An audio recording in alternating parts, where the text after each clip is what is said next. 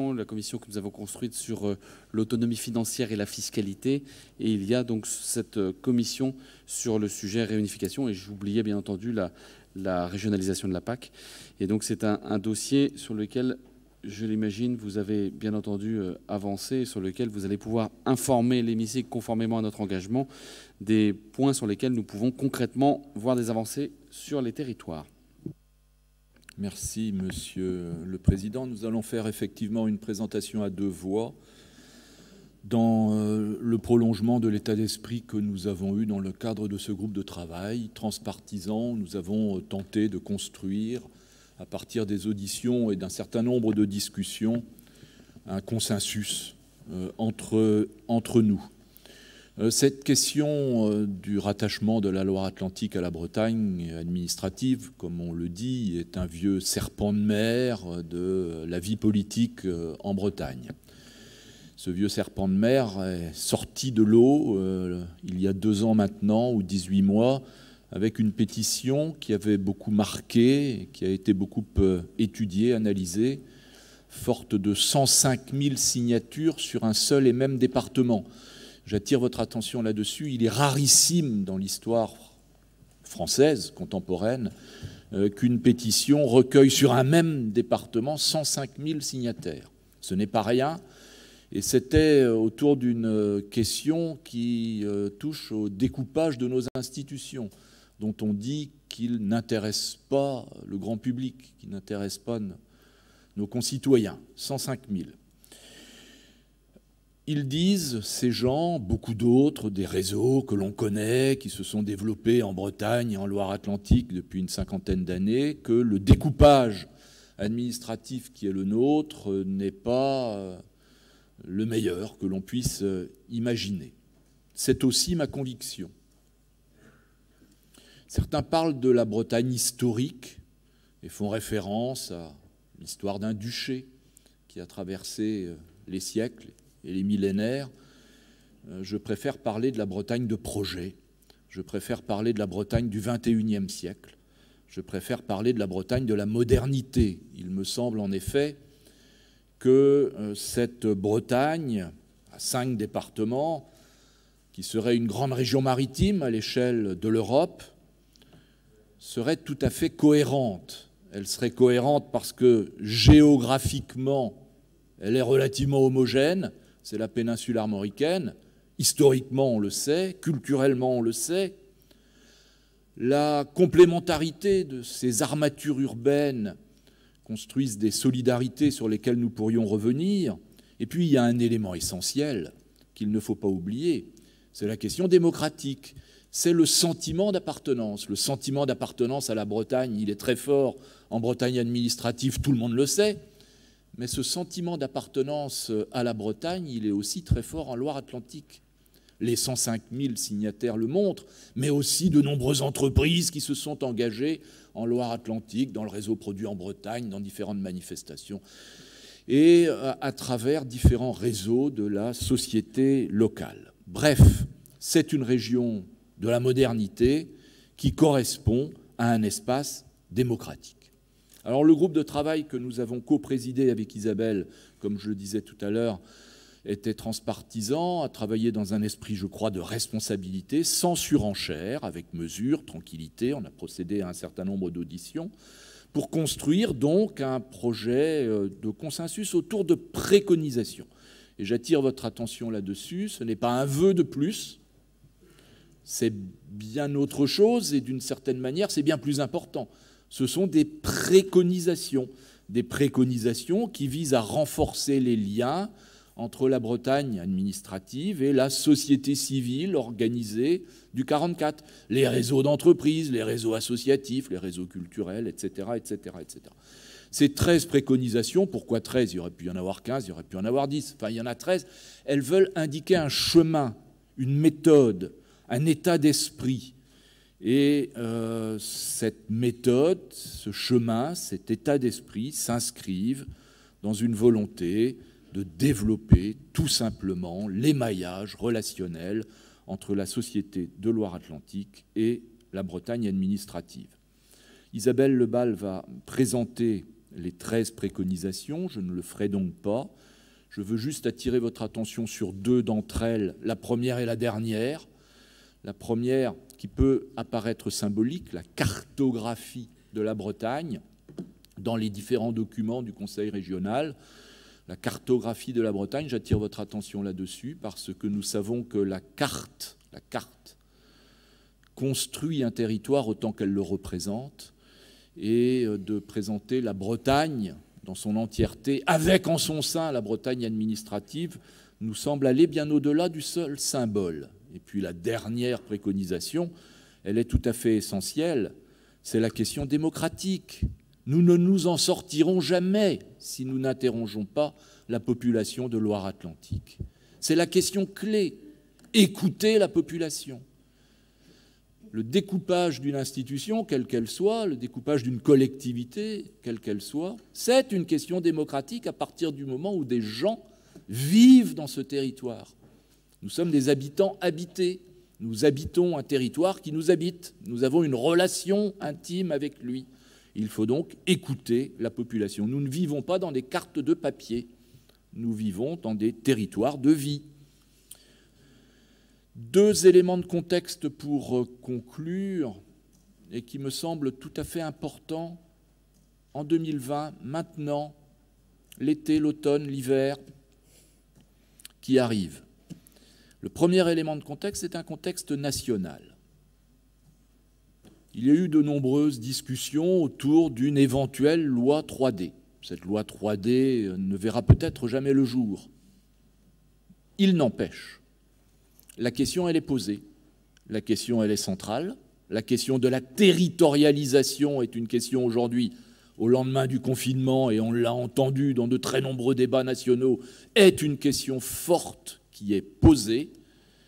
Et quand elle est posée, cette question, aujourd'hui, on entend énormément à l'échelle nationale l'usage d'un mot qui, il y a une dizaine d'années, était assez tabou. C'est le mot de différenciation. Le mot de différenciation n'apparaissait pas dans le débat politique il y a 10 ans. Aujourd'hui, il est assez central. Et cela ouvre des portes, des potentialités. Et il faut donc voir si cet élément de contexte national ne peut pas être aussi une opportunité pour poser la question de découpage territoriaux. Et puis il y a un deuxième élément de contexte extrêmement important, peut-être essentiel dans l'histoire de ce dossier, c'est ce qui se passe ces jours-ci à Nantes. L'équipe municipale de Johanna Rolland a nommé, il y a quelques jours, un adjoint au maire aux enjeux bretons. C'est sans précédent. Et aujourd'hui même, la métropole nantaise va élire ses vice-présidents et il se dit qu'il y aurait une vice-présidente à la coopération avec les territoires de la Bretagne administrative. C'est sans précédent également. Et cet élément de contexte peut être central dans les temps à venir, parce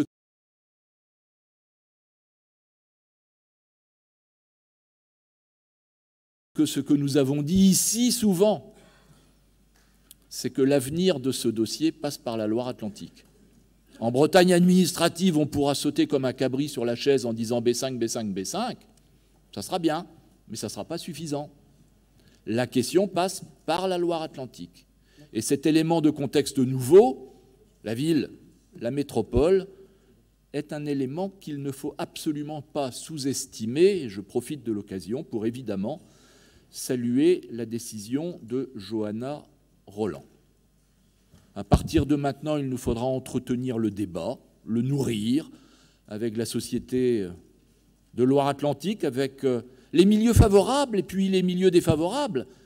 Un débat passe aussi par les discussions, la conviction avec des milieux qui aujourd'hui ne sont pas très favorables. C'est un formidable exercice de vitalité démocratique qu'il faudra engager dans les temps à venir. Voilà, et je vais laisser la parole à Isabelle Lebal pour rentrer plus concrètement dans les 13 préconisations. Merci Jean-Michel.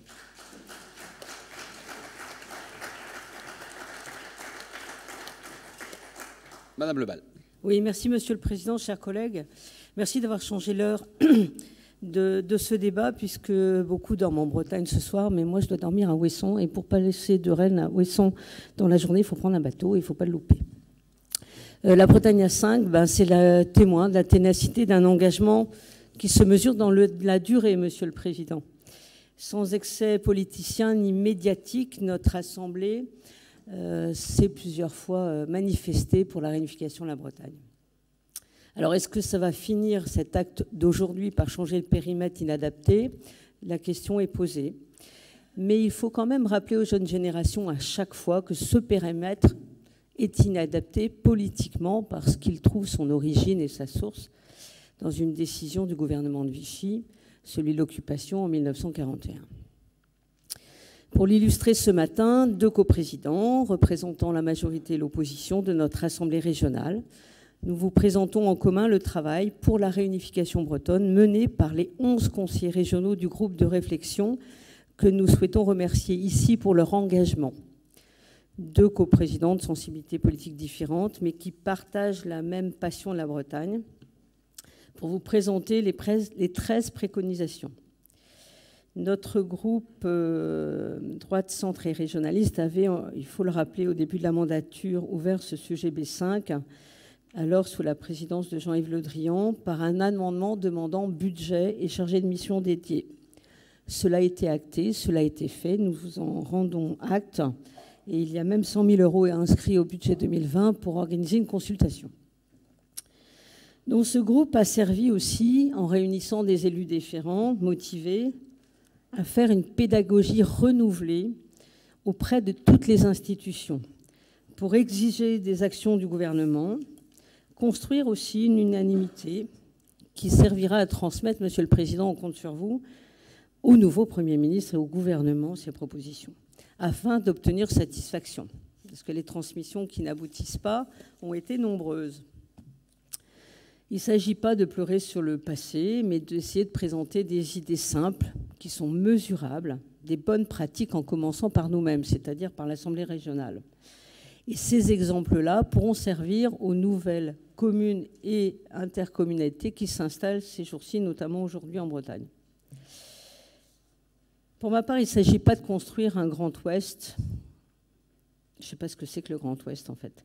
Axé uniquement sur 3 pôles métropolitains, parce que c'est une querelle très jacobine de s'appuyer uniquement sur la notion de capitale, et parce que ça risque d'effacer du paysage breton nos forêts et nos villes moyennes, nos bords de mer, nos landes, pour paraphraser nos champs et nos grèves. 2 départements bretons sur 5 n'ont pas de métropole. Ils sont pourtant essentiels à notre économie, notre culture et notre vie sociale.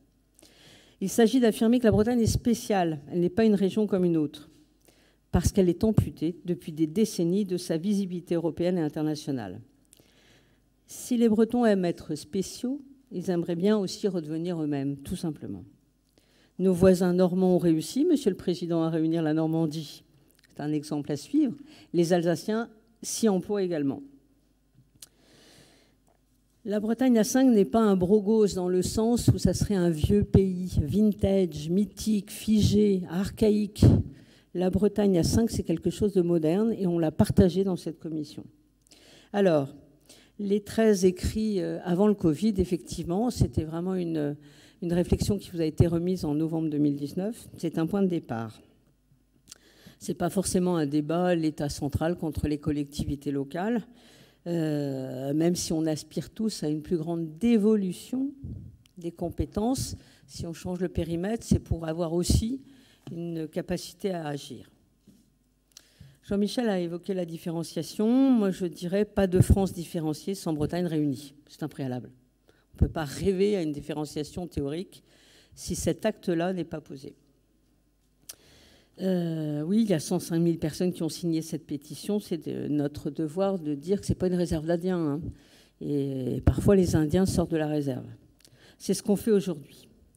Alors, les 5 premières propositions sont basées pour l'exemple. La première, c'est éditer et publier des cartographies qui ne gomment pas le département de Loire-Atlantique. En interne à la région Bretagne, dans les structures associées et auprès des partenaires qui travaillent avec la région.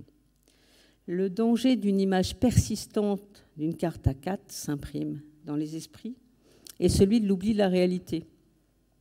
Alors qu'on peut citer que la carte judiciaire, la carte météo et même la carte santé, elles, intègrent Nantes et la Loire-Atlantique.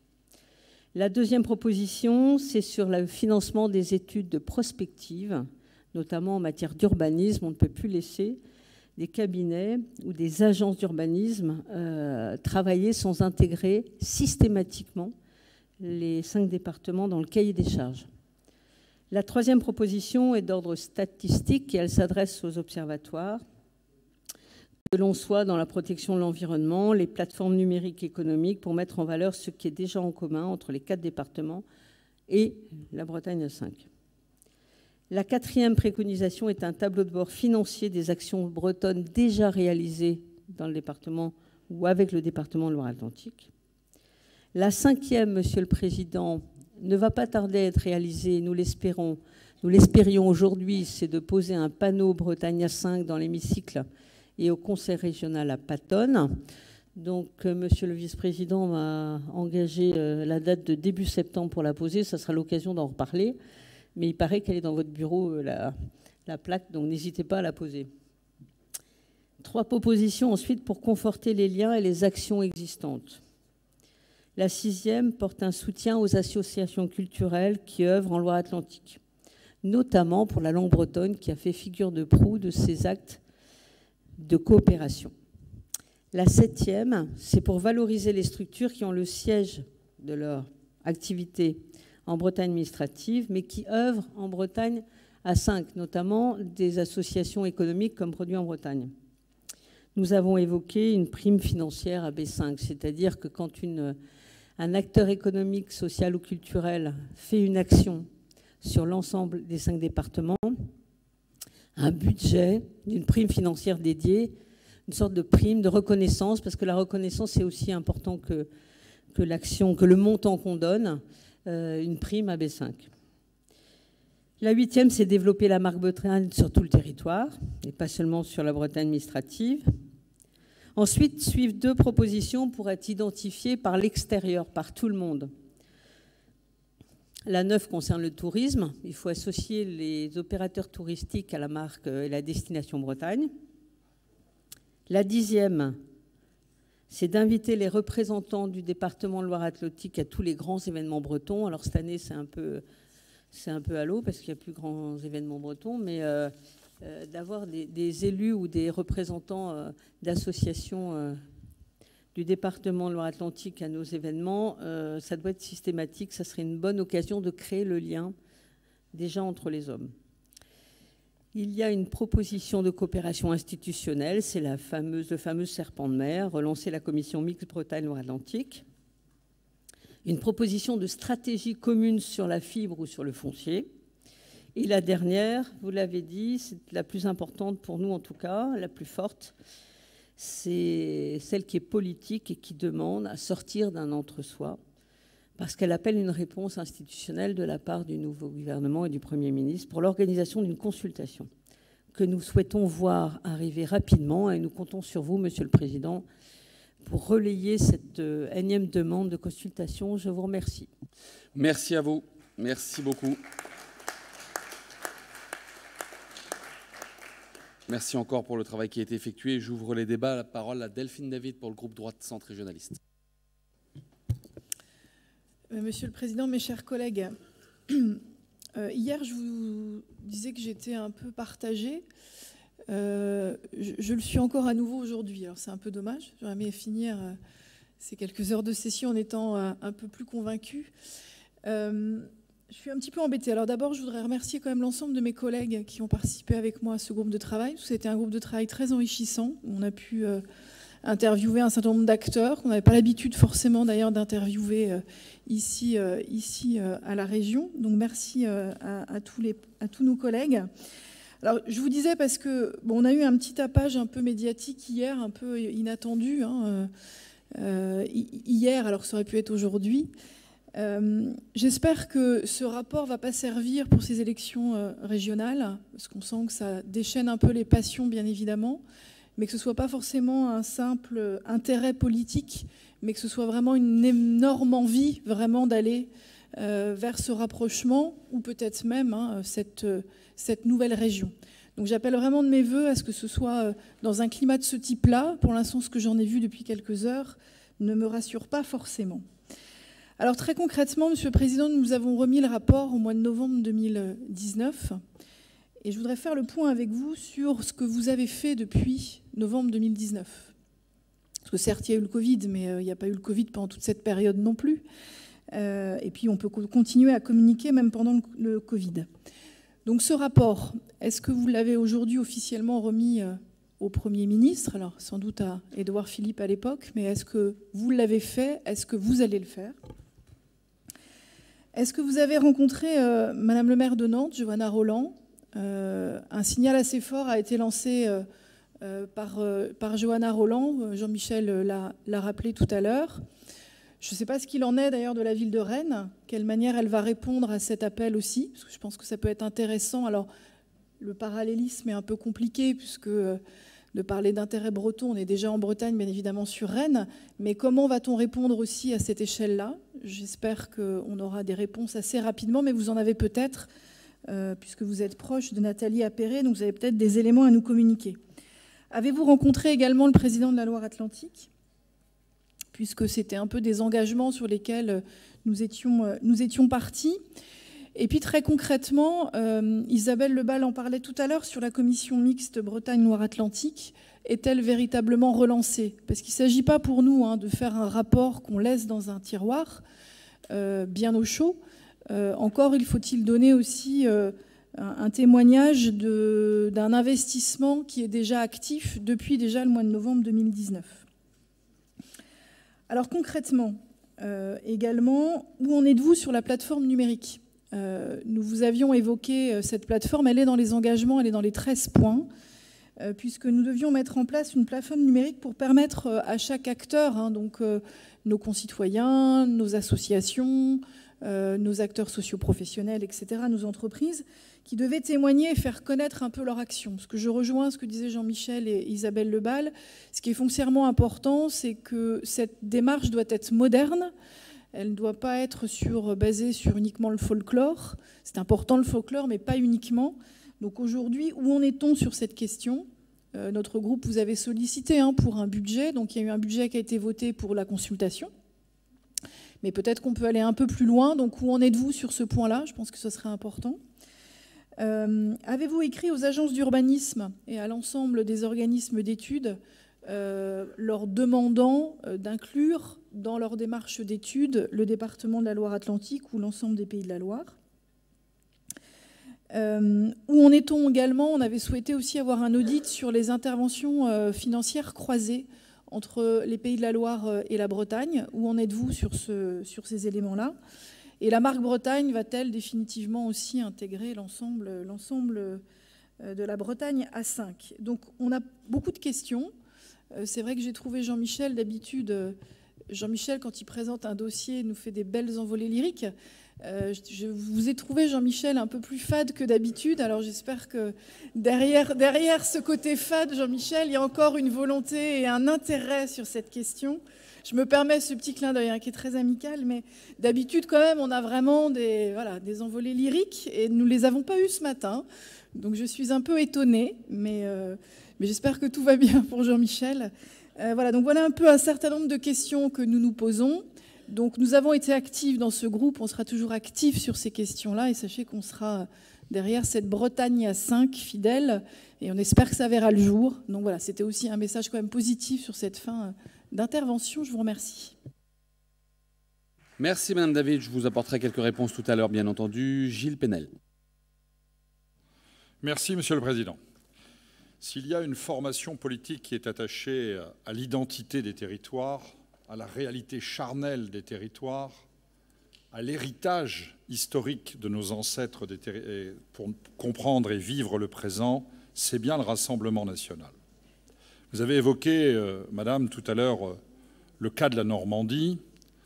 Depuis sa création, le Front National avait pris position pour la réunification de la Normandie. Et je dois le dire, c'est la seule bonne chose cette réunification de la Normandie, de cette carte qui a été sortie dans la précipitation, je vais y revenir, en 2015, du redécoupage régional. Oui, c'était effectivement la seule bonne nouvelle.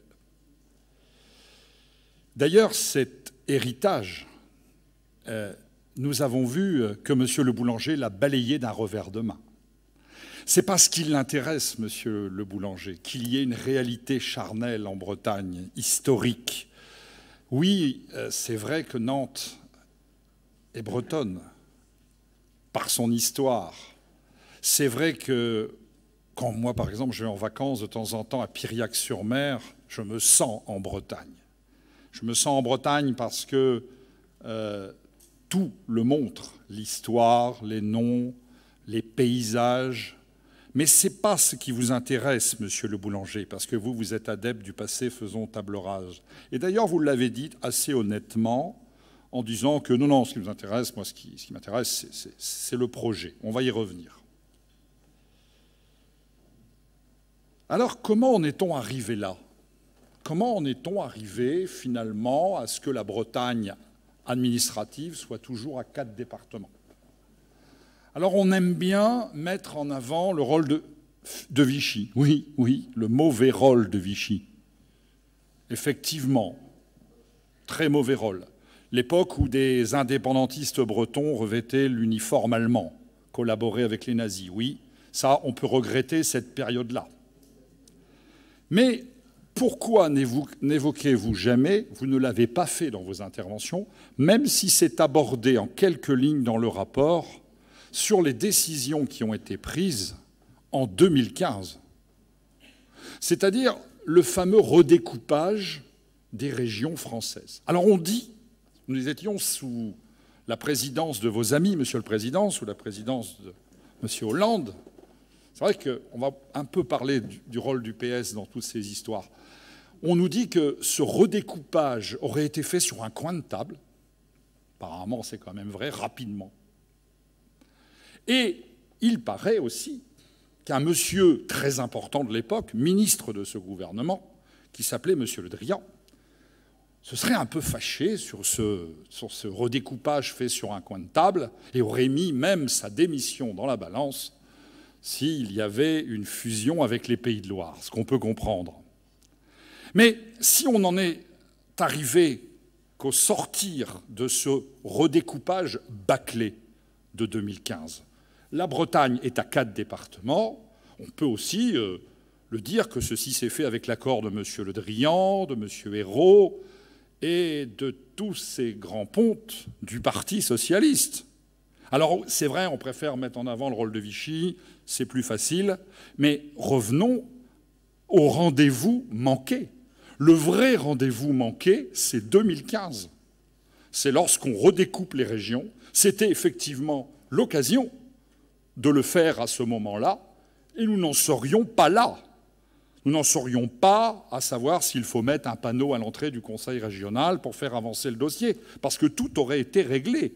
Mais un certain nombre d'hommes politiques très proches de votre majorité, appartenant même à votre majorité, parce que je pense que notre collègue Le Drian est bien conseiller régional de Bretagne, de votre majorité, n'ont pas permis cela. D'ailleurs, quand on regarde une carte de France du découpage régional, on s'aperçoit que cette petite Bretagne à 4 départements, par rapport aux immenses régions qui ont été créées, fait exception.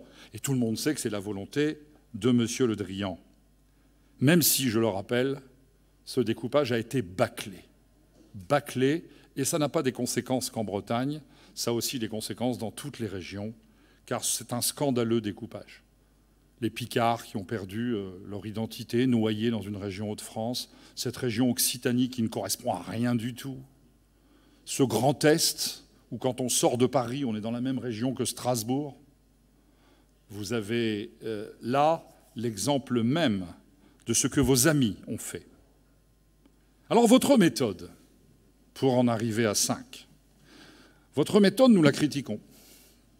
C'est pourquoi d'ailleurs, c'est précisé dans le rapport, nous avions décidé de nous abstenir sur la création de ce groupe de travail parce que nous n'étions pas d'accord avec la méthode que vous vouliez mettre en place, et moi je vais vous exprimer ce que j'aurais souhaité, clairement, pour qu'on en arrive à cette Bretagne à 5. La méthode de ce groupe de travail, très bien, ok, qui a beaucoup travaillé, d'accord. Et puis la méthode des petites réunions dans des bistrots, derrière un rideau, hier après-midi dans Rennes. Oui, ça c'est une drôle de méthode. Alors, ça fait un peu réunion secrète, monsieur le boulanger, mais il y avait quand même la presse. Donc c'est vrai que la méthode où certains élus très régionalistes sont invités à cette petite réunion de bistrot, c'est-à-dire qu'il y a les séances du conseil régional, hein, et puis il y a les réunions de bistrot. Bon, très bien, moi j'ai rien contre les bistrots, mais on peut critiquer cette méthode, effectivement, monsieur Boulanger. Et puis, dans cette méthode, vous nous parlez beaucoup de la mairie de Nantes et d'un adjoint à la mairie de Nantes. On a connu des élus nantais qui n'étaient pas du tout favorables à la Bretagne à 5. Mais c'est bien gentil de nous parler de la mairie de Nantes et éventuellement d'un vice-président à la métropole demain qui va être chargé de cela, enfin, ou qui va coordonner cela. Et le département de Loire-Atlantique, en tant que collectivité territoriale, vous en faites quoi? Vous l'abordez quasiment pas. Ah oui, comment s'appelle? Ah oui, monsieur Philippe Grosvalet, président du conseil départemental de Loire-Atlantique, Parti socialiste. D'accord. Mais je pense que rien ne peut se faire sans un véritable, comme l'a dit Madame David, un véritable dialogue avec l'exécutif départemental de Loire-Atlantique, parce que je suppose que la réunification ne peut pas se faire qu'avec un morceau du territoire de Loire-Atlantique. C'est l'ensemble du département. Vous semblez, dans votre vision hyper métropolitaine, résumer le département de Loire-Atlantique à la ville de Nantes. Mais non, il y a aussi d'autres territoires en Loire-Atlantique que Nantes. Et là, j'attire votre attention sur un problème. C'est bien gentil de faire des petites réunions avec un adjoint au maire de la ville de Nantes, mais le véritable interlocuteur dans cette histoire, c'est le président du conseil départemental du 44. Et ça me semble complètement oublié. Alors, qui a la main? Parce que c'est la vraie question. Qui a la main dans ce dossier? Alors, vous nous donnez l'impression, médiatiquement parlant, que vous avez la main. Mais vous n'avez absolument pas la main. Comme d'ailleurs, vous n'avez pas la main sur la régionalisation de la PAC. Pas vous qui décidez. Qui a la main pour que la Bretagne soit demain à 5 départements? Pour que la Bretagne corresponde à ce qu'elle a été et ce qu'elle est? Car nous y sommes attachés. Qui a la main? Eh bien, ça s'appelle le gouvernement. C'est le gouvernement français qui a la main. Et on nous avait annoncé dans les semaines précédentes, je reprends l'expression, un Big Bang territorial qu'annoncerait éventuellement le président de la République. Alors tous les bruits ont couru. On a parlé de redécoupage, on a parlé de création d'assemblées uniques, fameux conseiller territorial d'autrefois, de M. Sarkozy. On a entendu parler éventuellement d'un référendum national sur toutes ces problématiques, le projet 3D. Et puis on s'aperçoit qu'il n'y a rien. Alors, le pacte girondin de M. Macron à Quimper semble lointain, parce que je ne pense pas que je ne sais pas, je me trompe peut-être, que dans l'agenda gouvernemental, il y ait ce fameux Big Bang territorial, qui pourrait effectivement permettre de redécouper les régions, de faire correspondre ces régions aux véritables identités. Ne craignons pas de le dire, aux anciennes provinces, que certains avaient rayées d'une gomme sur les cartes, parce qu'elle rappelait l'ancien régime. Oui, mais d'accord, mais je pense, j'aime bien l'histoire, monsieur le Boulanger, vous savez bien, que sous la monarchie, la Bretagne avait des privilèges et des droits bien supérieurs à ce qu'elle a aujourd'hui, mais ça, on ne le dit plus. Oui, il existe une réalité charnelle, oui, il faut redécouper l'Occitanie, il faut refaire le Grand Est, etc., parce que tout ça ne va pas. Et donc c'est dans ce contexte-là que pourra se créer cette Bretagne à 5. Mais ce gouvernement, c'est vos amis. Et moi, je pense que la véritable action, c'est d'entamer non pas un dialogue avec l'adjoint au maire de Nantes dans un bistrot, c'est de discuter avec le gouvernement. C'est de discuter avec M. Le Drian, qui est quand même s'il s'occupe des affaires étrangères et de l'Europe, il est quand même l'un des ministres les plus importants de ce gouvernement. Je pense qu'il a un poids dans ce gouvernement. C'est de discuter avec le président de la République pour que cette Bretagne à 5, effectivement, se fasse.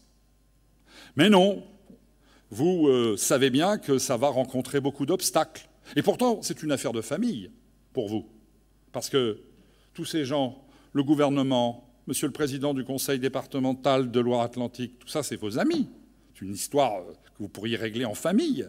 Mais votre famille politique n'est pas unie sur ce dossier. Elle n'est pas unie parce que certains sont contre, il faut le dire clairement. Beaucoup de dirigeants du PS, aujourd'hui, sont contre la Bretagne à 5. Voilà. Et il faut le dire et le répéter. Alors, que faire? Oui, vous proposez 13 propositions. Je les ai lues, vous les avez rappelées en partie, madame, et monsieur le boulanger. Bon, il y a beaucoup de gadgets. On fait semblant d'être puissant, d'agir, mais il y a beaucoup de gadgets. Oui, on pourra faire des cartes qui ne correspondent pas d'ailleurs à une réalité. Bon, ça c'est simple. Hein. On a connu les cartes sous la Troisième République avant la guerre de 14, où dans les salles de classe, l'Alsace et une partie de la Lorraine étaient en noir sur la carte pour rappeler l'amputation. Oui, on peut faire ça. Mais ça, c'est du gadget. Il y a deux solutions. Il y a l'action du gouvernement, et si vous voulez faire quelque chose d'utile, c'est de faire pression, de dialoguer avec le gouvernement, pour que s'il y a un Big Bang territorial, on redécoupe la carte des régions et on crée effectivement cette Bretagne à 5. Et puis la deuxième solution, c'est votre proposition 13, et ça, nous y sommes totalement favorables. C'est dans le programme du Rassemblement national. Je pense que nous sommes la seule formation politique où il est écrit noir sur blanc que le référendum, y compris d'initiative populaire, doit être organisé. Oui, le référendum. Alors je sais, vous avez ouvert une ligne budgétaire de 100 000 € je crois, pour organiser un éventuel référendum. Ce référendum, il doit concerner bien sûr la Loire-Atlantique, comme vous l'avez dit tout à l'heure, mais aussi la Bretagne. Et puis, je vais poser quand même une question, les questions qui dérangent un peu. Imaginons que cette Bretagne à 5 se fasse. Ça serait une bonne chose. Mais qu'est-ce qu'on fait du reste des Pays de Loire? Ces 4 départements où vivent quand même des habitants qu'est-ce qu'on fait? On les laisse comme ça dans 4 départements, la Mayenne, la Sarthe, le Maine-et-Loire et la Vendée? Ils vont priver de finalement leur pôle le plus dynamique. Qu'est-ce qu'on fait? Est-ce qu'on les rattache à d'autres régions? C'est ça que je veux vous faire comprendre. On ne peut pas tout seul dans notre coin redécouper la carte de France, parce que ce serait pratique pour nous. Mais que fait-on?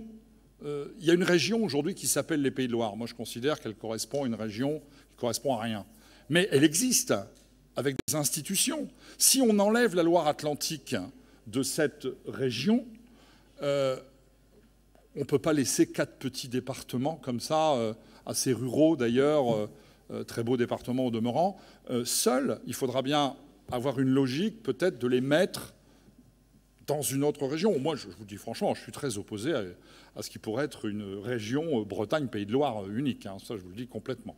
Mais il faut bien penser à ça. Et c'est ça qui me dérange dans votre méthode et dans votre politique. C'est que finalement, on redécoupe nous-mêmes un petit peu notre petite Bretagne et finalement, et les autres. Et moi, c'est ce qui me différencie de vous, c'est que j'ai une vision plus nationale. C'est que je pense qu'on ne peut pas faire la Bretagne à 5 sans se poser la question du redécoupage global des régions françaises qui ne correspondent à rien. Deuxième petite réserve, ce n'est pas une réserve, mais c'est plutôt une préconisation. Si la Bretagne à 5 se fait, il faudra faire attention à une chose, c'est qu'un axe économique très puissant va se créer entre Rennes et Nantes, et il y a un petit risque dans cette histoire, c'est l'enclavement de la partie la plus occidentale de la Bretagne, c'est-à-dire du Finistère, qui pourrait échapper aux grands flux, aux grandes dynamiques. Et donc là, il faudrait être très vigilant sur un aménagement du territoire que seul, selon moi, l'État pourrait mettre en place et corriger cet enclavement qui s'accélérerait, puisqu'on sait bien que l'essentiel des flux, des transports, s'exercerait entre Rennes et Nantes. parce que les pôles les plus puissants communiquent toujours beaucoup entre eux. Et donc le risque pour le Finistère, je n'ai pas entendu cela, mais ça pose le problème toujours de notre fameuse fracture territoriale. Donc une Bretagne à 5, oui, mais il faudrait corriger, il faudrait être très vigilant sur cet aménagement du territoire afin que l'ouest de la Bretagne ne soit pas enclavé. Je terminerai par ce qui m'inquiète plus, parce que finalement, vous avez compris que nous étions favorables à cette Bretagne à 5. Ce qui m'inquiète plus, c'est les arrière-pensées qu'il y a derrière, exprimées par M. le Boulanger, d'ailleurs, qui a dit « oui, l'histoire, oui, d'accord, ok, passons à autre chose. Ce qui m'intéresse, c'est ce qu'on veut faire. Oui, ce que vous voulez faire, c'est une région plus grande pour faire de la différenciation, pour faire de la régionalisation. Et c'est ça avec lequel je ne suis pas d'accord. » Alors, voilà ce que nous voulions exprimer sur ce dossier. Les réunions de bistrot, c'est sympa. Les petits panneaux à l'entrée d'un conseil régional, c'est symbolique, c'est sympa, mais l'enjeu n'est pas là. L'enjeu, c'est que le gouvernement se saisisse de ce dossier. Le gouvernement que vous soutenez, qu'un groupe ici soutient très fortement, et les autres aussi. Vous avez tous, à l'exception des élus du Rassemblement national, voté pour le président de la République actuelle. Donc ça vous oblige, ça l'oblige un petit peu à vous écouter. C'est à lui, c'est entre ses mains qu'est le destin immédiat, peut-être qu'est le projet immédiat de la Bretagne à 5. Mais je crains que le pouvoir parisien que vous critiquez si souvent, en la personne de M. Macron et de ce gouvernement, se moque de la Bretagne à 5. Merci bien. Parole à Gabi Cadiou.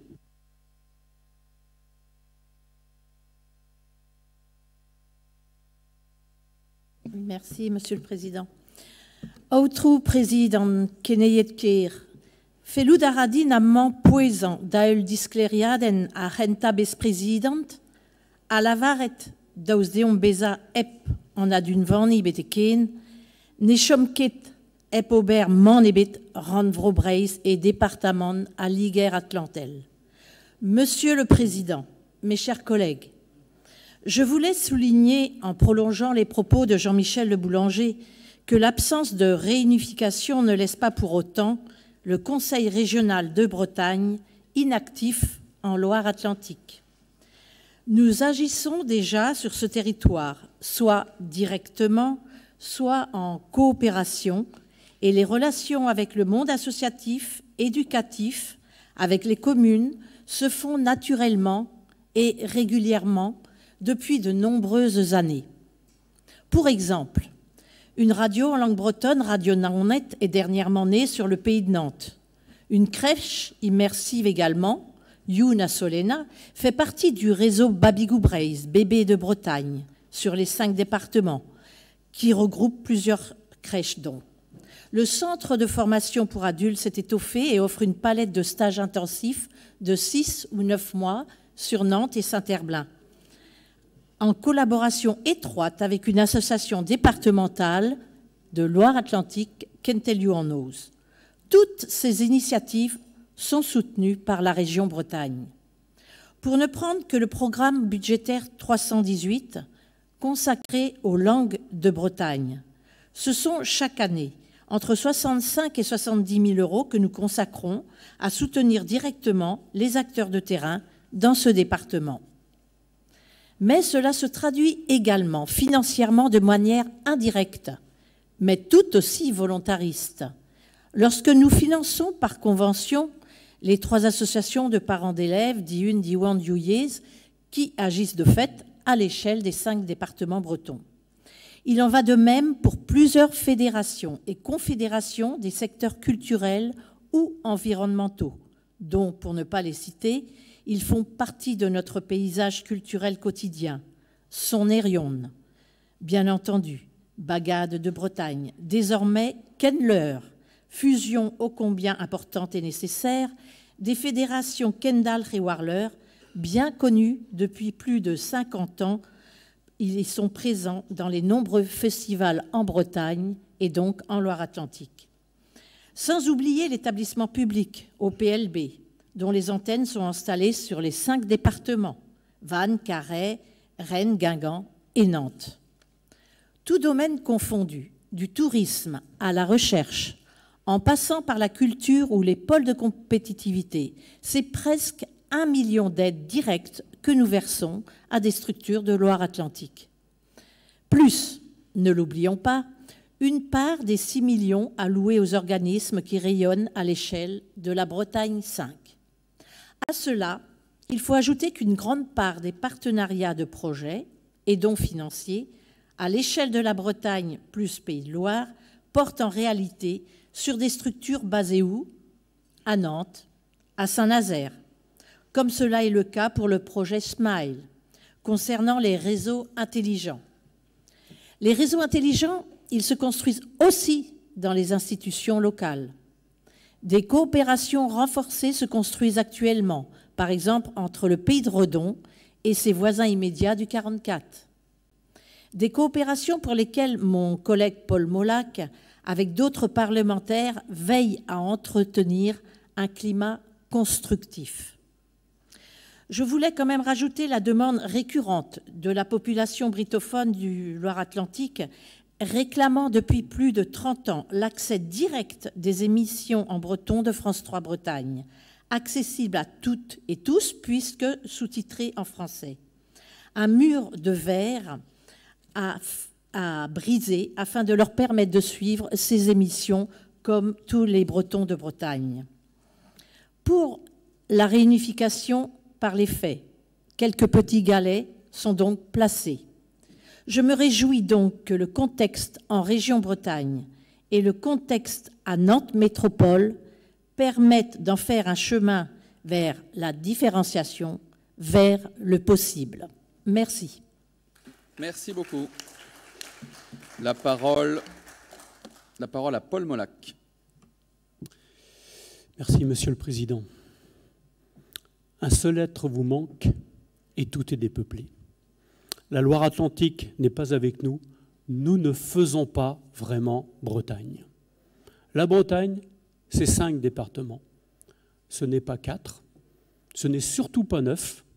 Un monstre technocratique imaginé dans un obscur cabinet ministériel parisien. Et, chère Isabelle, vous me permettrez de plagier quelqu'un que vous avez très bien connu, qui a été membre de cette assemblée. Je parle bien sûr de Jean-Yves Causan, et qui disait « Nous ne sommes pas des Westons ou des Ouistiti, nous sommes des Bretons ». Pour moi, cette partition reste une blessure. Parce que nous ne sommes pas un matricule pour l'administration des impôts ou un numéro de sécurité sociale. Nous ne sommes pas ces citoyens interchangeables de Dunkerque jusqu'à Tamanrasset, pardon, Bonifacio aujourd'hui. Nous sommes des êtres de chair, de sang, de cœur, d'affect. Et si nous sommes citoyens français, nous n'en sommes pas moins bretons et européens. La France est un pays surprenant. Pays autoproclamé pays des droits de l'homme, elle ignore tout un pan, justement, de ces droits de l'homme. C'est le pan des minorités. Ah, pas comme ça de Brezonek. Et Vélom Mart, on est zèle de zor minoré et laisse. Parce que quand je suis à l'Assemblée nationale et que je leur rappelle cela, ils me disent que je ne suis pas, non, je ne fais pas partie d'une minorité. Alors je leur parle breton parce qu'au moins, là, on voit bien que je fais partie d'une minorité linguistique. Mais il paraît que j'en fais trop. C'est curieux tout de même. C'est assez curieux, effectivement. Pourtant, les Bretons nous le disent. La Loire-Atlantique, c'est la Bretagne. C'est formidable exercice de démocratie directe qui a été mené par Bretagne Réunie, qui a fait signer 105 000 personnes pour demander une consultation populaire en Loire-Atlantique. N'est-ce pas un bel exemple de démocratie directe ?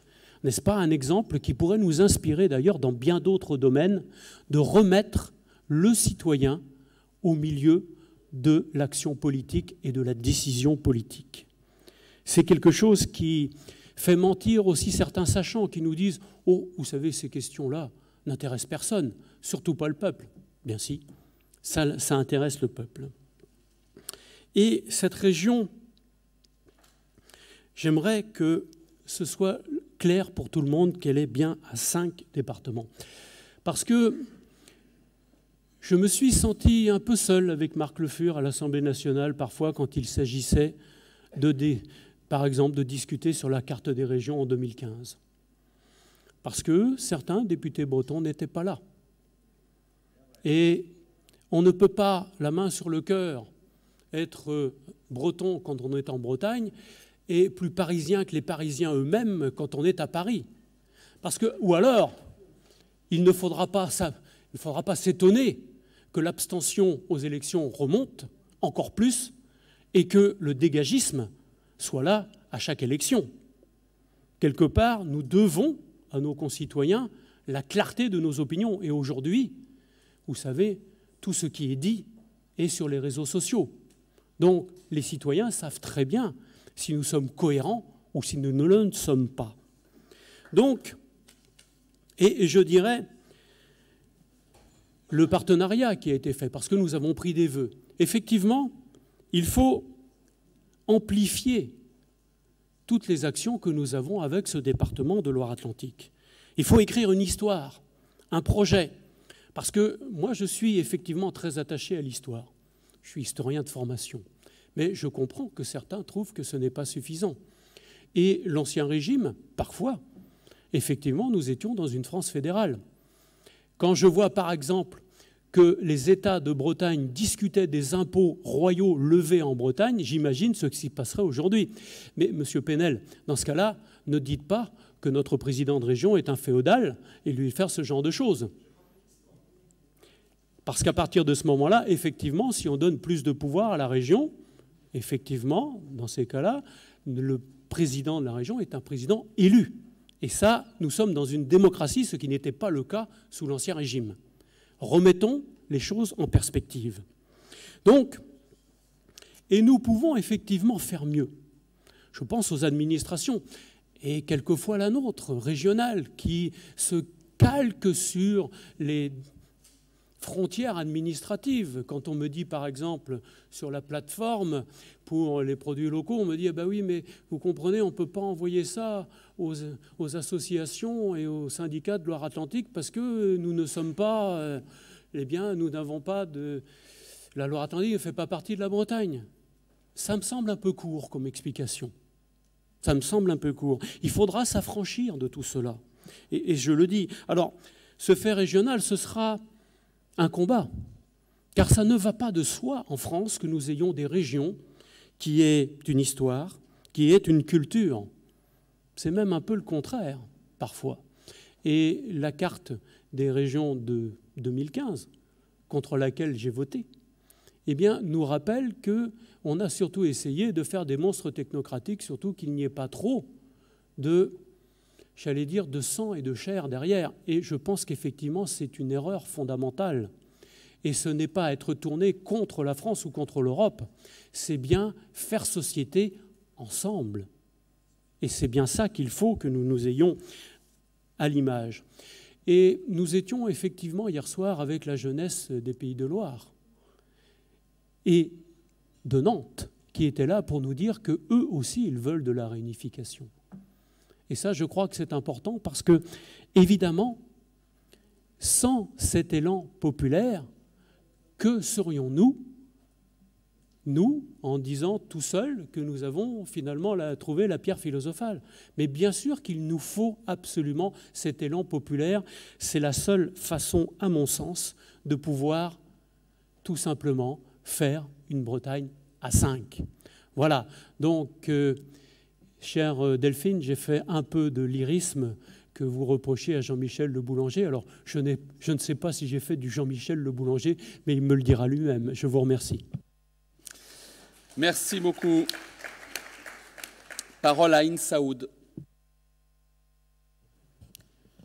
Monsieur le Président, mes chers collègues, en Loire-Atlantique, une pétition a réuni 105 000 signatures d'électeurs pour proposer au président du Conseil départemental 44, Philippe Grosvalet, d'organiser une consultation sur son ressort, comme le Code général des collectivités territoriales le permet.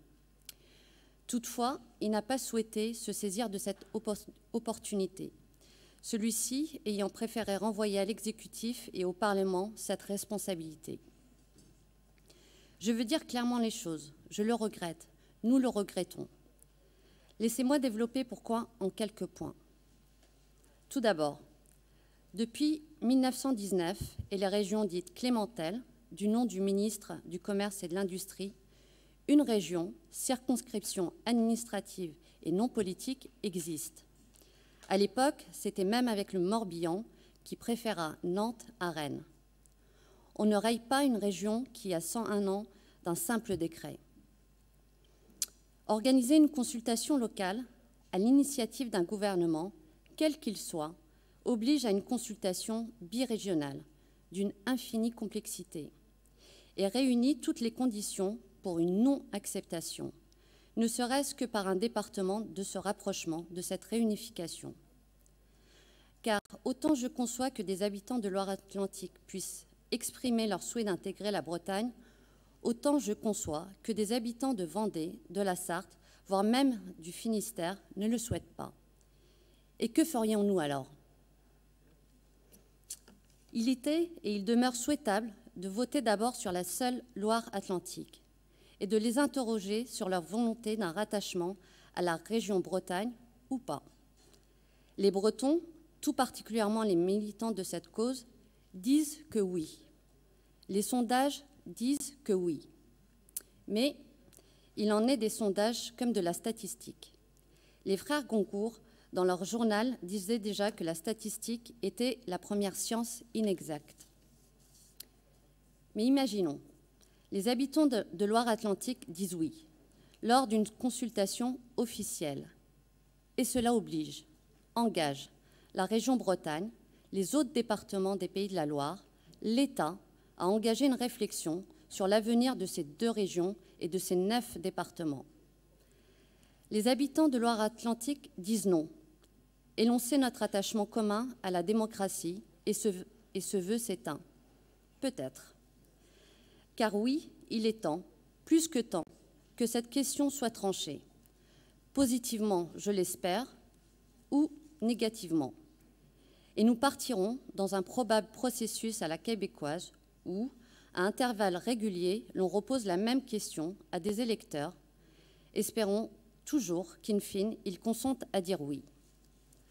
En attendant, les propositions soumises dans ce bordereau démontrent même l'amour que la Bretagne administrative porte à la Loire-Atlantique. En effet, à la matière, c'est plus que de l'amour, et même des preuves d'amour. Les 4 départements bretons, qui ont un PIB moyen de 25 738 € par habitant, continuent de subventionner des actions en Loire-Atlantique qui a un PIB de près de 30% supérieur. C'est ce que nous verrons notamment par la préconisation numéro 4 qui propose un tableau de bord budgétaire de la Bretagne à 5. Ce qui ne fut pas possible doit le devenir. Et cela commence par un vrai débat en Loire-Atlantique. Nous ne souhaitons pas que Paris ou Rennes y contraignent, car décentralisateurs, nous le sommes et le resterons. La Bretagne à 5 doit être un acte démocratique et citoyen fort. Nous y prendrons toute notre part. Merci. Merci beaucoup. Parole à Kaouranti Nulot, dernière prise de parole. Monsieur le Président, chers collègues, si je vous dis Bos-sur-Mer, Gimni-Penfao, Guérande, La Turballe, le Croisic, le Pouliquin, Pornic, Fait de Bretagne, la Meilleraie de Bretagne, Montoire de Bretagne, et la liste est encore longue. Voilà bien la preuve que la toponymie est la plus convaincante des réponses à toutes celles et ceux qui, en dépit du bon sens, persistent à affirmer que la Loire-Atlantique n'est pas en Bretagne. On ne peut pas nier non plus l'action de l'association Brest 5 sur 5 qui milite depuis longtemps pour ce rapprochement et regroupe 71 communes représentant 452 000 habitants, soit plus que la métropole rennaise.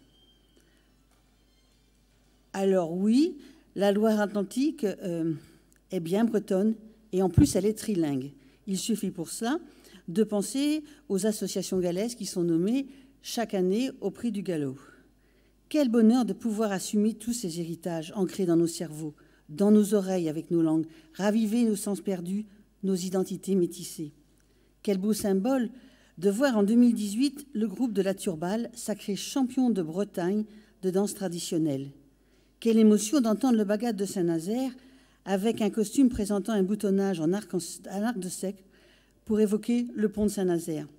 Depuis tout temps, notre culture, nos langues sont connectées Bretagne à 5. Notre Assemblée est donc bien dans son rôle en portant haut et fort cette légitime revendication, quelles que soient les circonstances. Le rapport de Jean-Michel Le Boulanger et du groupe d'études sur la réunification nous en fournit une nouvelle fois l'occasion. Et je les félicite pour leur travail et leur implication. Je veux ici saluer le pragmatisme fécond d'un travail qui vise à construire l'unité bretonne par les faits, non par la promesse, si souvent démentie d'un grand soir radieux, mais par la mise en œuvre de mesures de portée souvent modestes, dont la confluence permettra d'atteindre ou du moins de se rapprocher de l'objectif escompté. L'approche est habile et mérite incontestablement d'être reconnue. Elle n'exclut pas, et c'est heureux, le rappel exprimé avec beaucoup de force d'un principe absolument incontournable à nos yeux. La question de la réunification est une question démocratique et en dernier ressort, il doit revenir au peuple de la tranchée. Jean-Michel Le Boulanger, vous en avez insisté sur ce fait. C'est ce qu'on a encore réclamé en 2018 et là sans fin, un dixième du corps électoral de Loire-Atlantique dans le cadre de la pétition organisée par la Bretagne réunie.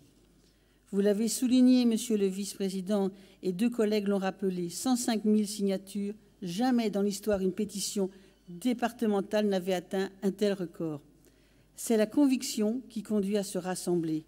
Chaque année ou presque, dans les rues de Nantes, des milliers, voire des dizaines de milliers de manifestants.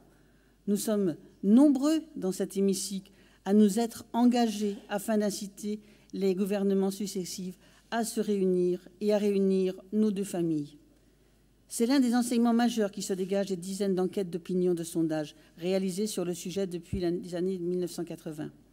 Au demeurant, si dans cet hémicycle nous sommes favorables à un retour de la Loire-Atlantique en Bretagne, ce n'est pas seulement parce que nous sommes bretons. C'est aussi animé par le sentiment que la démocratie ne peut s'épanouir que dans des territoires qui parlent au cœur et à l'esprit.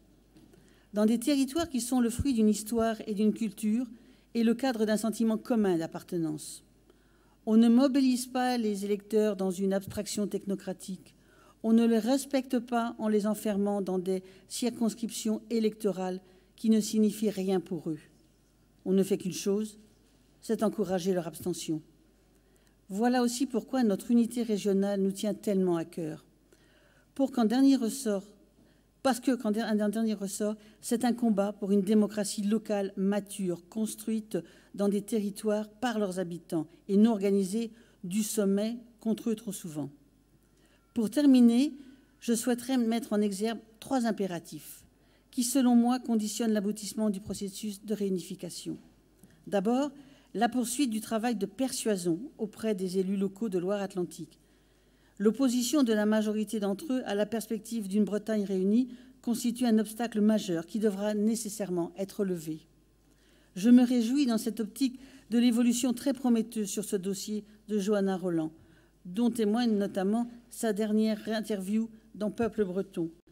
Comment ne pas se réjouir en apprenant que le conseil municipal de Nantes vient de se doter d'un adjoint, M. Florian Le Teuf, aux enjeux bretons. Quel beau signe d'encouragement et d'espoir.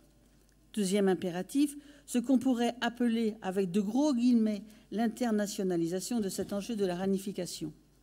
Ce n'est pas seulement une question bretonne, c'est une question qui, par ses effets, conditionne une reconfiguration générale de l'Ouest français.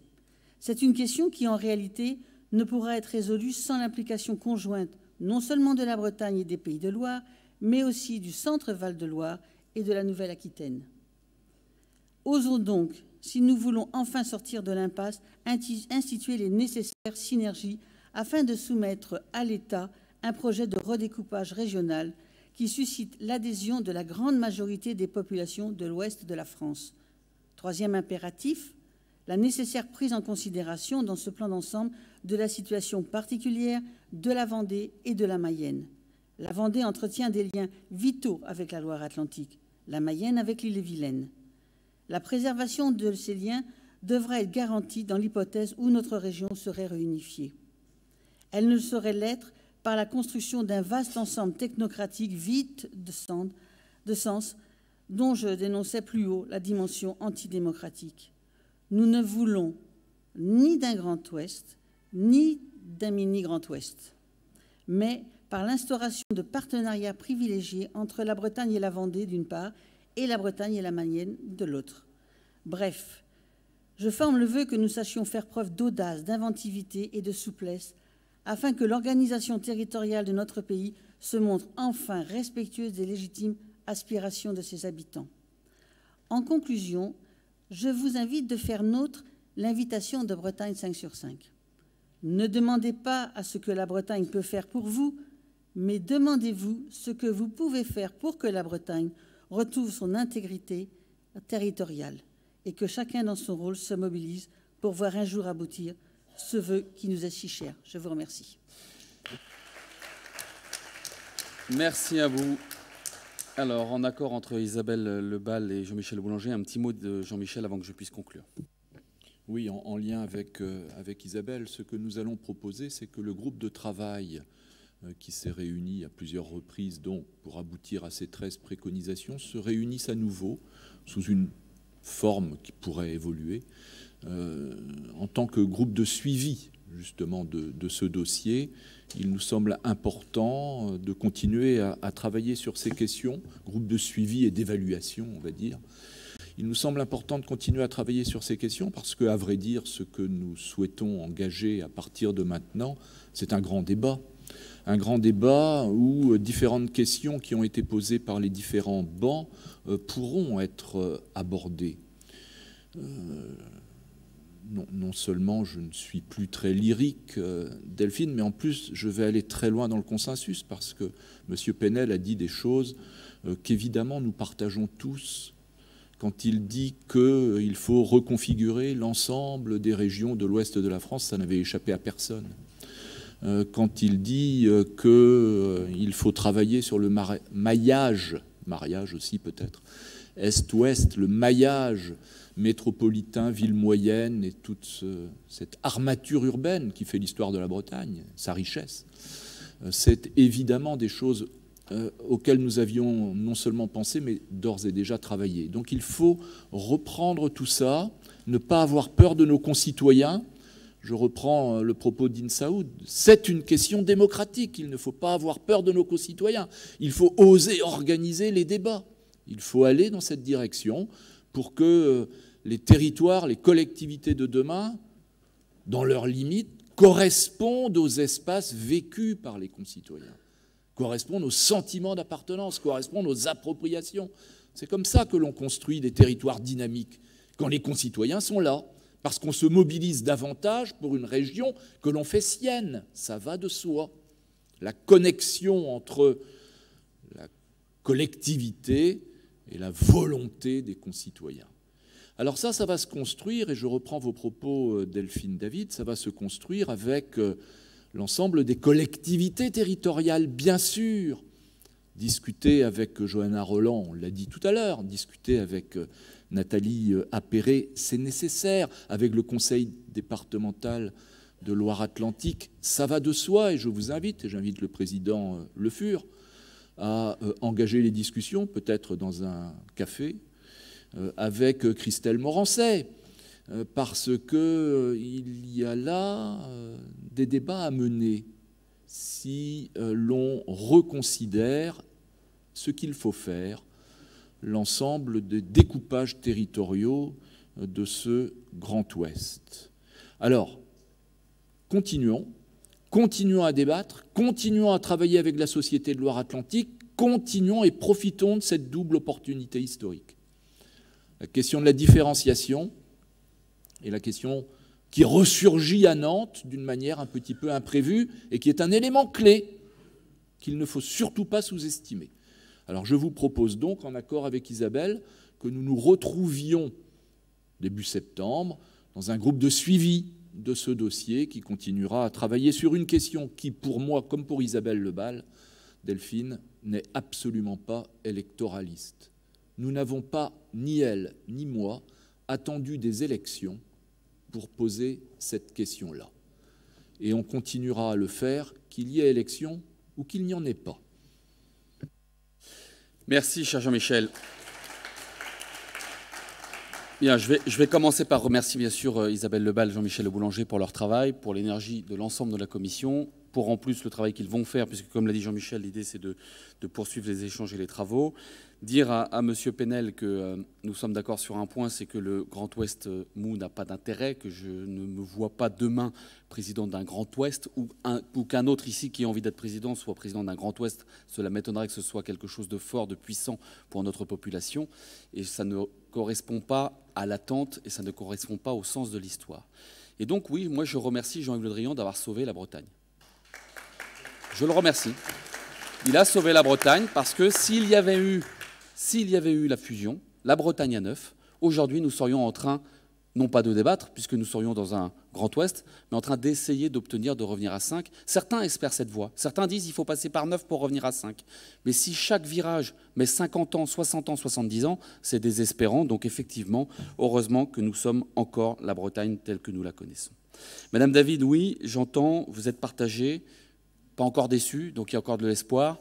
Et donc je vais continuer le travail avec l'équipe et nous continuerons à essayer, non pas de séduire, mais de convaincre et de faire en sorte que l'on puisse avancer. Sur ce sujet, je voudrais rappeler que Mme Lebal m'avait piqué les fesses dans un couloir et elle avait eu raison en disant « Hop, vous avez passé devant l'hémicycle régional le sujet sur la fiscalité, hop, vous avez passé le sujet sur la différenciation et le sujet Bretagne à 5, vous ne l'avez pas passé. » Et donc, pris la main dans le pot, j'ai dit, bah oui, bien sûr, on va le faire, on va assumer nos responsabilités. Et on a été ensuite percuté par le vote de Nantes et la position de Johanna Rolland.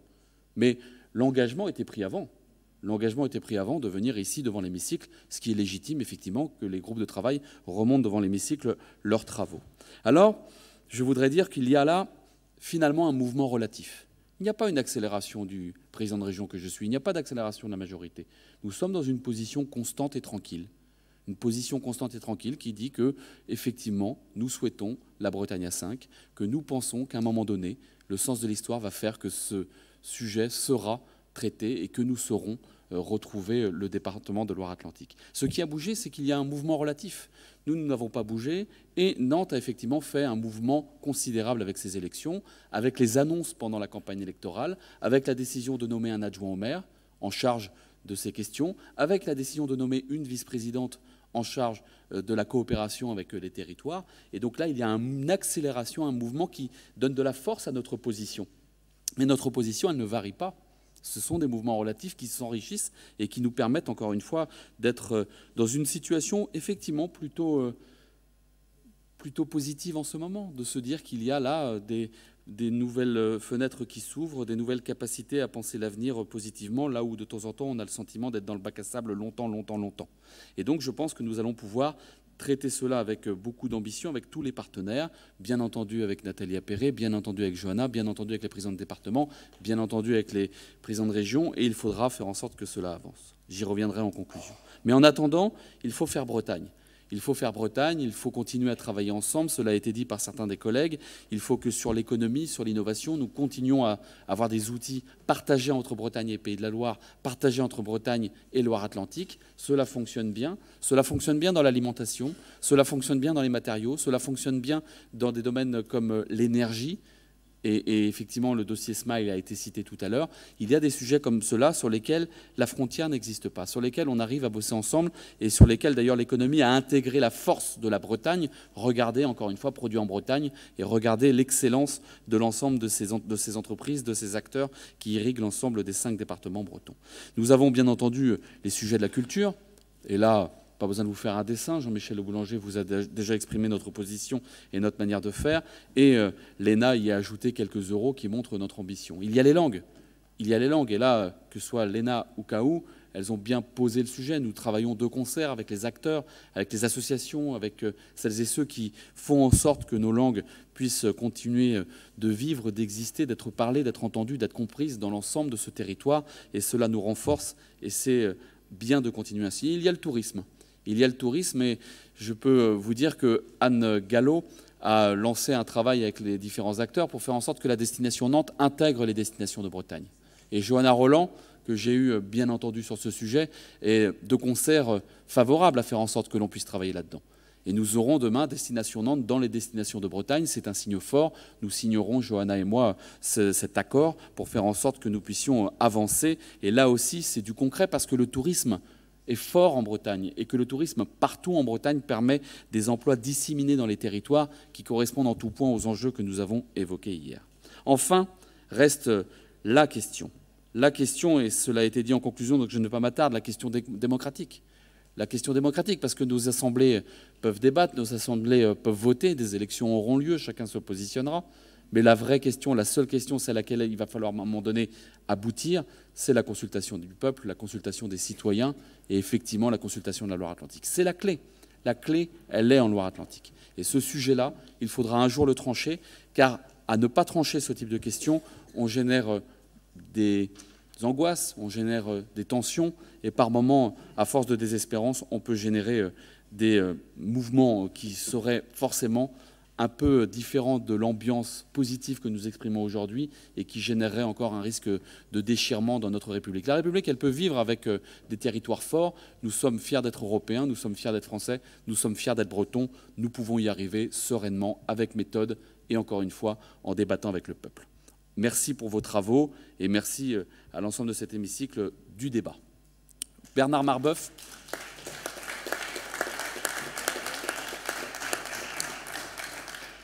Monsieur Marbeuf, pouvez-vous nous confirmer que la commission a donné acte? Monsieur le Président, je vous confirme que les commissions 4 et 6 ont pris acte de cette communication. Merci beaucoup. Merci à tous pour ce débat. Président, et pour une explication de vote. Pardon, il n'y a pas de vote, c'est un donné acte.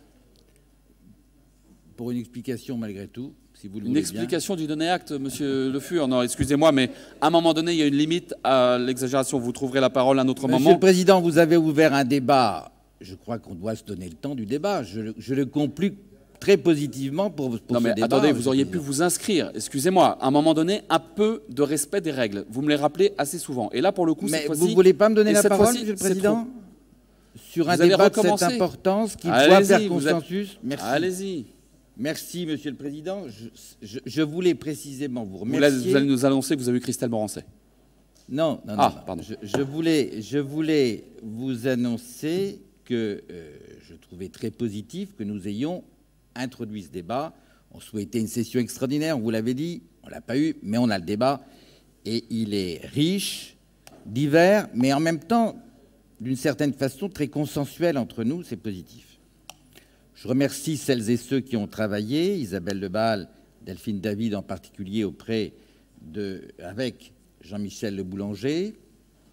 Je voulais également dire que c'est une étape qui est positive, qui peut apparaître décevante, comme l'a dit Delphine David, dans la mesure où, quand on est ambitieux, on est toujours déçu que l'étape n'aille pas tout à fait au bout, on peut le comprendre, mais quand on combat pour ces causes, on sait aussi que les petits pas, les galets, comme l'a dit votre vice-présidente, peuvent être utiles. L'autre élément important, c'est effectivement ce qui se passe à Nantes. Le temps de M. Ayrault s'achève, et je m'en réjouis. M. Ayrault avait un problème avec l'histoire en général, avec l'histoire de France et avec l'histoire de la Bretagne. Donc les choses évoluent, c'est plutôt dans le bon sens. M. Penel dit que l'histoire de la carte n'est qu'un gadget. Monsieur le Président, je ne crois pas que ce soit un gadget. Je crois que c'est intéressant et positif, dans la mesure où tous les petits Bretons verront désormais des terres irrédentes, la Loire-Atlantique, qui sont associées à la Bretagne administrative. Mais c'est facile de défendre la réunification ici, c'est plus compliqué à Paris, comme l'a dit très justement Paul Monac. Il faut savoir, mes chers collègues, qu'à l'occasion d'un débat sur Diwan, j'ai été attaqué... S'il vous plaît. Non, attendez. On a le débat, Monsieur le Président. On a le débat, on a la possibilité de s'exprimer. J'ai été attaqué et caricaturé en assimilant Diwan à l'islamisme, il faut le savoir. Quand je parle de peuple breton, France Insoumise se réveille. Il faut savoir aussi, Monsieur le Président, que nous avons des alliés. Les Alsaciens sont pour nous des alliés dans la mesure où ils veulent revoir la carte. Les gens des Pays de Loire ne sont pas des alliés, mais les gens du centre et du Val-de-Loire, puisque le nom a évolué, sont des alliés. Il y a une logique Orléans, Tours, Angers, qui de fait est notre allié objectif. Et puis, il faudrait, Monsieur le Président, que nous mobilisions nos dignitaires. Je termine. Nous avons la chance d'avoir parmi nous un président d'Assemblée nationale, ce n'est pas rien. Nous avons la chance d'avoir parmi nous le premier dans l'ordre protocolaire du gouvernement, ce n'est pas rien. Il faut aussi qu'ils n'oublient pas, dans leur responsabilité nationale imminente, qu'ils n'oublient pas notre souhait collectif. Je n'ai pas dit des choses qui vous choquent, j'imagine, Monsieur le Président. Voilà. Mais il n'y a aucun problème. Je veux juste qu'à un moment donné, on définisse des règles de fonctionnement et qu'on essaye de se respecter les uns les autres. Et après, c'est votre vie de groupe de vouloir écraser les prises de parole de Delphine David et d'Isabelle Lebal. C'est votre affaire. Elles avaient très bien dit les choses. On l'avait très bien compris et c'était même plutôt positif. Vous en rajoutez une couche pour dire que finalement, c'est vous. C'est très bien. Vous pouviez vous inscrire. Hein. Il n'y avait pas de limite pour les inscriptions. Bien. Merci de cet apport essentiel au débat, Monsieur Le Fur. Alors, Thierry Burlot pour la biodiversité.